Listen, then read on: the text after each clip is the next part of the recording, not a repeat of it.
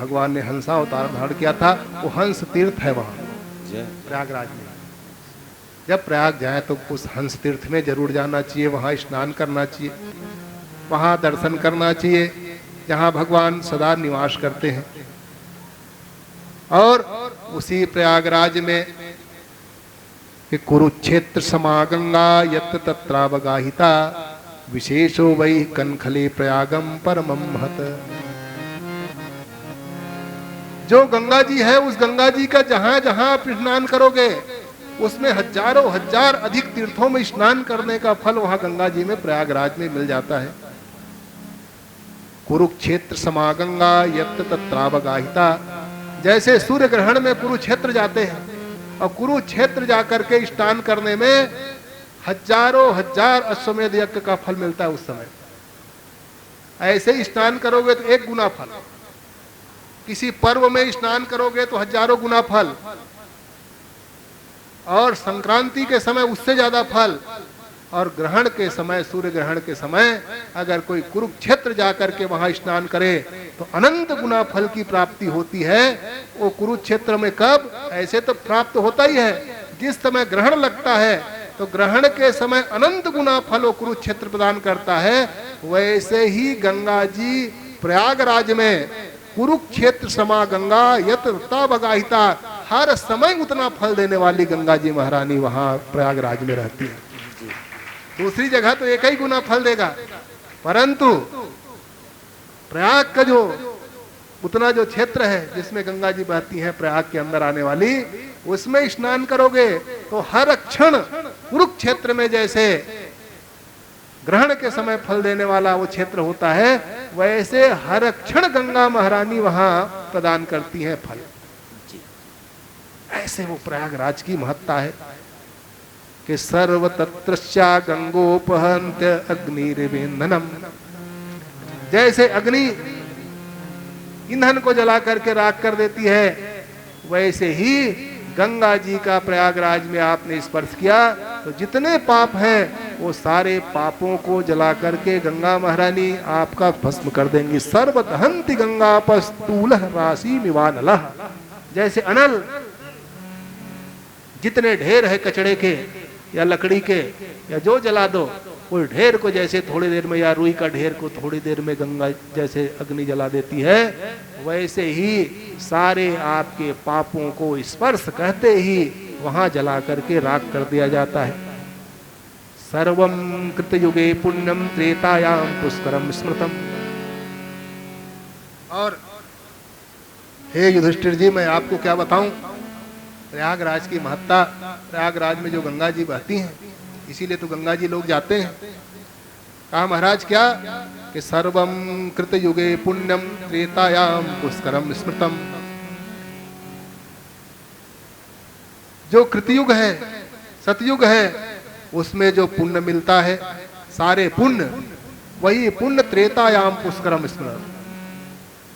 त्रेता युग में पुष्कर में, क्योंकि पुष्कर की बड़ी महत्ता त्रेता युग में बताई गई है, और द्वापरे तो कुरुक्षेत्रम, द्वापर में कुरुक्षेत्र की विशेष महत्ता है। परंतु हे राजन, हे युधिष्ठिर जी, जब कलयुग आया तो गंगा कलयुगे स्मृता, कलयुग में तो पाप नाशती है गंगा जी महारानी हमारा तरन तारण है, यही हमको तारने वाली है। इसलिए ये जो गंगा है, पुष्करे तो तपस्ते साथ दानम दध्यात महानले है। पुष्कर में जो दान तप आदि उस युग में किया जाता था, द्वापर में कुरुक्षेत्र में किया जाता था, वो गंगा जी के केवल दर्शन स्पर्श मात्र से ही प्राप्त गंगा जी महारानी कर देती हैं। गंगा मैया हो, गंगा मैया गाइए, गंगा मैया हो, गंगा मैया पावन मैया हो, गंगा मैया पावन मैया हो, गंगा मैया तेरे दर्शन बंदन को आए हैं, प्रेम श्रद्धा के फूल लाए, तेरे दर्शन बंदन को आए, प्रेम श्रद्धा के फूल लाए। माँ करना स्वीकार है असार ये संसार, तेरी करुणा दुलार सब पाने आए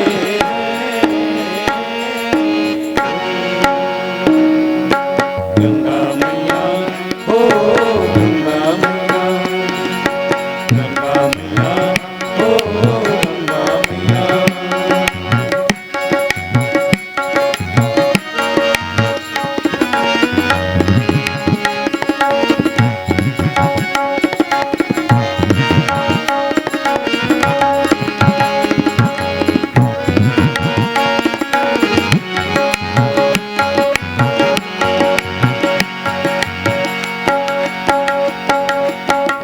गंगा मैया के चरणों में मिलती शीतल छाया, गंगा मैया हो गंगा मैया, गंगा मैया हो गंगा मैया, गंगा मैया के चरणों में मिलती शीतल छाया, छाया पाके मन हो जाता निर्मल मन और काया, करती पापियों को पावन त्रेताप नसान, तेरे दर पे जो आए हलचल पाए। गंगा मैया हो गंगा मैया, तेरे दर्शन को आए, प्रेम श्रद्धा के फूल लाए, प्रेम श्रद्धा के फूल लाए। प्रेम सब लोग गंगा मैया की जय। श्री युधिष्ठिर जी कहते हैं हे राजन, जब तक के गंगा जी में कोई अवगाहा च पीता च पुनत्या सप्तकुलम, जैसे ही गंगा जी में स्पर्श करते हैं, स्पर्श करते ही उनके 7 कुल तो तत्काल तर जाता है। और गंगा जी के जो आराधना करने वाले हैं, वो गंगा जी के आराधना करने वाले उनके 7 पहले की पीढ़ी अपुनाति कृता पापम दृष्ट्वा पुण्यम च भक्ति सद्यस्तार्य तेजंतु सप्त सप्ता वरांस था। 7 जो चली गई है वो पीढ़ी, और 7 आने वाली पीढ़ी, और एक जिस पीढ़ी में है, उतने पीढ़ी तो प्रयागराज में गंगा महारानी सदा सदा पार कर देती हैं। इसीलिए तो अस्थि लेकर कहाँ जाते हैं? गंगा जी प्रयाग में। ऐसे भले न मिल पाए, ऐसे हम भले गंगा जी नहीं गए हों, पर अंतिम में सोचते हैं कि चलो हम उनको गंगा जी ले चले, और गंगा जी ले करके उनके अस्थि को हम वहां विसर्जित कर दें। क्योंकि जब तक के अवगाढ़ा च पीता च पुनात्य सप्तमम कुलम, जब तक के वो गंगा जी में वो रहता है, तब तक के सदा सदा वह राजान स्वर्ग लोके महीयते, वो स्वर्ग लोक में उनको वही सुख मिलता रहता है। अब 1-2 दिन के लिए नहीं, यावत पुरुषो राजन यथा पुण्यानि तीर्थानि पुण्यानि शतानि च, कहते हैं स्वर्ग लोक में सम्मानित श्री पितामह जी के द्वारा, अर्थात भगवान के द्वारा, ब्रह्मा जी के द्वारा भी वो सम्मानित होते रहता है जब तक के अस्थियां रहती हैं। इसीलिए तो अस्थि विसर्जन जा करके गंगा जी में प्रयागराज में, कहा महाराज प्रयागराज में ही क्यों ले जाते हैं? प्रयागराज में ही क्यों ले जाते हैं? क्या कारण है प्रयागराज में? श्री युधिष्ठिर जी महाराज कहते हैं, एक सुनो, मैं उसकी आपकी महत्ता बताता हूं। उपास्य पुण्यम लब्धा च भवति लोक भाग, न गंगा सदृशम तीर्थम न देवः केशवात् परः। मैं उनकी महत्ता आपको बता रहा हूं। कहा गंगा की तरह कोई तीर्थ नहीं है। असली देश तो वही है जहां भगवती गंगा निवास करती है, जहां यत्र गंगा महाराज तद्देशस्तत्र योजना। असली तो वही क्षेत्र है जिसमें गंगा जी बहती है वही पावन क्षेत्र है। उसी भूमि की बड़ी महत्ता है जिस क्षेत्र में, जिस देश में भगवती गंगा महारानी बहती है। इसलिए तुलसीदास जी महाराज ने भी यही लिखा है।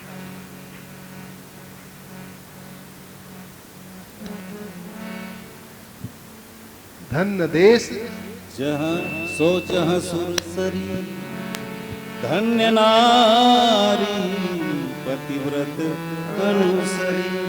धन्य उसी देश में है जहाँ सुरसरी निवास करती है। जय हम उस देश के वासी हैं जिस देश में गंगा बहती है। वो गंगा महारानी, कहते हैं गंगा के समान कोई तीर्थ नहीं है। और भगवान